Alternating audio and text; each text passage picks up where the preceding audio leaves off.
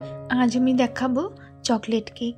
তো প্রথমেই আমি এখানে চকলেট কেকটা কিন্তু আটা দিয়ে বানাবো হেলদি ওয়েতে। তবে আমি এখানে গুড়ের ব্যবহার করিনি, চিনি দেবো। কিন্তু আটাটাকে প্রথমে এরকম 1 কাপ আমি নিয়ে নিয়েছি আটা, যেটাকে আমি ছাঁকনির মধ্যে দিয়ে এইভাবে খুব ভালো করে কিন্তু আটাটা চেলে নেব, তারপরে এখানে ব্যবহার করব। তো এটা আমি সাইড করে রাখি। এবারে ওই বোলটার মধ্যেই প্রথমে আমি কেক বানানোর জন্য এখানে 1 কাপ আটার জন্য 50 গ্রাম মতন আমি এখানে টক দই দিয়ে দিলাম।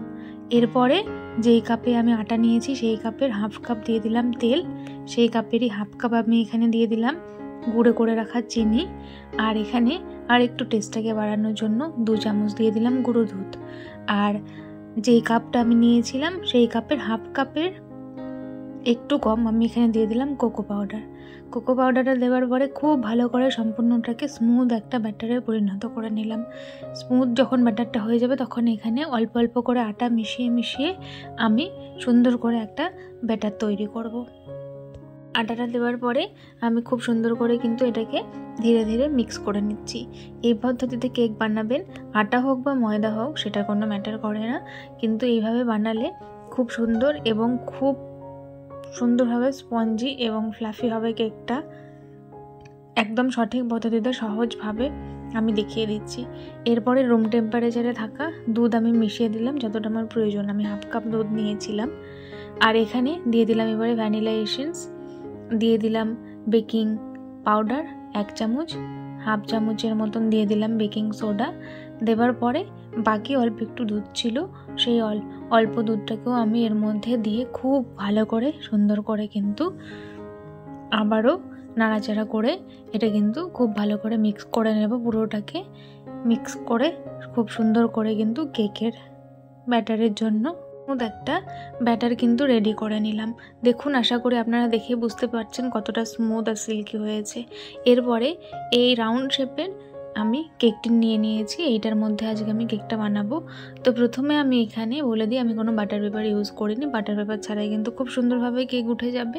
তো প্রথমে আমি এখানে 1 চামচ তেল দিয়ে পুরোটার মধ্যে সাইড এবং পুরোটার মধ্যেই আমি কিন্তু এইভাবে তেলটা মাখিয়ে নিলাম। এরপরে আমি আটা দিয়ে পুরোটাকে ভালো করে স্প্রেড করে নিলাম। এরপরে আমি কিছু চকলেট নিয়েছি, ডার্ক চকলেট, যেটাকে ছোট ছোট টুকরো করে নিয়েছি। নেবার পরে কেকটা কেক মোল্ডের মধ্যে দেওয়ার আগে আমি এখানে কেকের ব্যাটারের মধ্যে চকলেটটা দিয়ে ভালো করে মিশিয়ে নিলাম। এরপরে কেক টিনের মধ্যে আমি এখানে কেকের ব্যাটারটা দিয়ে দিচ্ছি। আশা করি থিকনেসটা কতটা রেখেছি আপনারা বুঝতে পারছেন কেকের। তো এবারে এইভাবে ড্যাব ড্যাব করে নেব যাতে ভেতরে কোনো লাম্পস থাকলে সেটা বেরিয়ে যায়। এখানে 5 মিনিট আমি প্রিহিট করে রেখেছিলাম কড়াই। সেই কড়াইয়ের মধ্যে একটা স্ট্যান্ড বসিয়ে এবার স্ট্যান্ডের ওপরে আমি এখানে কেক টিনটা বসিয়ে দিলাম।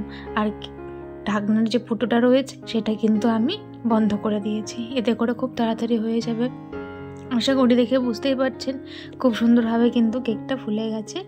তো এখানে আমি একবার 30 মিনিট পরে এখানে আমি দেখে নিচ্ছি হয়েছে কিনা। তো মাঝখানটা একটু কাঁচা কাঁচা হয়নি, আরও 10 মিনিটের মতো আমি রেখে দিয়েছিলাম। এবারে দেখাই একদম কিন্তু ক্লিয়ারভাবে কাঠিটা উঠে আসছে। এবারে 10 মিনিট রেখে দিয়েছি। 10 মিনিট বাদে কিন্তু আমি এখানে কেক থেকে কেকটা ডিমোল্ড করে নিচ্ছি। দেখেই বুঝতে পারছেন আমি কতটা দিয়েছিলাম আর কতটা কিন্তু বেড়ে গেছে, মানে ডাবল হয়ে গেছে পুরো কেকটা। ছুরি দিয়ে যখন সাইড দিয়ে আমি এইভাবে ঘুরিয়ে নিলেই কিন্তু উল্টে দিলেই কিন্তু কেকটা ডিমোল্ড হয়ে যাবে। কতটা সফট হয়েছে আর কতটা ফুলেছে আশা করি আপনারা বুঝতেই পারছেন। তো কেকটাকে আপনারা কিন্তু এইভাবেও খেতে পারেন। আমি একটু কিন্তু কেকটাকে ডিজাইন করার জন্য আমি এইভাবে করেছি, এটা কোনো ম্যাটারই করে না। আপনারা কিন্তু এইভাবে কেকটা এই সময় খেতেই পারেন। তো এখানে ওই কেকটা আমি কেটে নিলাম মাঝখান দিয়ে ছুরি দিয়ে। তারপরে কেকটা ঠান্ডা করে নিয়েছি ভালোভাবে। আর এখানে কিছু চকলেট আমি গলিয়ে রেখেছিলাম আর সুগার সিরাপ করে রেখেছিলাম। আর সাজানোর জন্য কিছু ডেকোরেশনের জন্য কিছু বলস আমি নিয়েছিলাম। তো আমার কাছে একটা এইরকম টাইপের কেকের একটা এইরকম টাইপের বোর্ড ছিল, যেটার মধ্যে প্রথমে আমি চকলেট লাগিয়ে নিয়েছি। এরপরে সুগার সিরাপ মানে চিনির আর জলের সাথে মিশিয়ে এইটাকেও আমি কিন্তু এর ওপর দিয়ে খুব ভালো করে দিয়ে দিচ্ছি পুরোটাকে। দেখুন ভেতরটা কতটা জালিদার হয়েছে কেকটা, আপনারা দেখেই বুঝতে পারছেন। তো এইরকম করে দিলে একটু আরও বেশি ভালো লাগে খেতে, সেই জন্য দিচ্ছি, আদারওয়াইজ কোনো ব্যাপারই না। আপনারা কিন্তু যেভাবে কেকটা নামানো হয়েছে এইভাবেও কিন্তু আপনারা খেতে পারেন। তো ভালো লাগলে অবশ্যই কিন্তু আমার পাশে থাকবেন আরও এইরকম নিত্য নতুন রেসিপি দেখার জন্য। তো এইটা দেওয়ার পরে আবারও আমি মাঝখান দিয়ে চকলেটটা দেওয়ার পরে আর একটা লেয়ার আমি দিয়ে দিলাম কেকের। আমি এখানে কোনো ক্রিম বা কিছুই ব্যবহার করিনি, জাস্ট আমার এইভাবে ভালো লাগে তাই আমি একবার আপনাদের সাথে শেয়ার করলাম। আপনাদের ভালো লাগলে এইভাবেও কিন্তু করে নিতে পারেন, বা অনেক সময় বাচ্চারা বায়না করেন, সেই সময় কিন্তু আপনারা এইরকমভাবে ডেকোরেশন করে আপনারা কিন্তু বাচ্চাদের কেক বানিয়ে দিতে পারেন। তো বাকি যেই চকলেট মেল্ট করে রেখেছিলাম যেটা ছিল, সেটাও আমি এর মধ্যে খুব ভালো করে কিন্তু ছড়িয়ে দিচ্ছি। এইটা যদি ক্রিমের উপরে দিতাম তাহলে আরও বেশি ভালো লাগতো দেখতে, কিন্তু আমার ক্রিম খেতে ভালো লাগে না, সেই জন্য আমি এইভাবে করেছি। আপনাদের মন চাইলে কিন্তু করতে পারেন। এইবারে আমি কেকের দোকান থেকে কিছু এরকম ডেকোরেশন করা কিছু ছোট ছোট বলস নিয়ে এসেছিলাম, যেটা আমি ছড়িয়ে দিলাম একটু দেখতে ভালো লাগার জন্য। এরপরে দুটো 5 স্টার নিয়ে, ছোট ছোট দুটো 5 স্টার নিয়ে আমি এইভাবে একটা ডিজাইন করে দিলাম। এরপরে আমি এটাকে 2 ঘন্টা মতন ফ্রিজে রেখে দেবো, তারপরে কিন্তু খাবো। কেকটা আজকে আমি কেটে দেখাচ্ছি না, আজকে এই পর্যন্তই। দেখুন কত সহজেই কিন্তু তৈরি হয়ে গেল। আর ওপর দিয়ে আরেকটু টেস্ট হওয়ার জন্য আমি কফি ছড়িয়ে দিয়েছি ওপর দিয়ে। এটা কিন্তু রেডি হয়ে গেছে।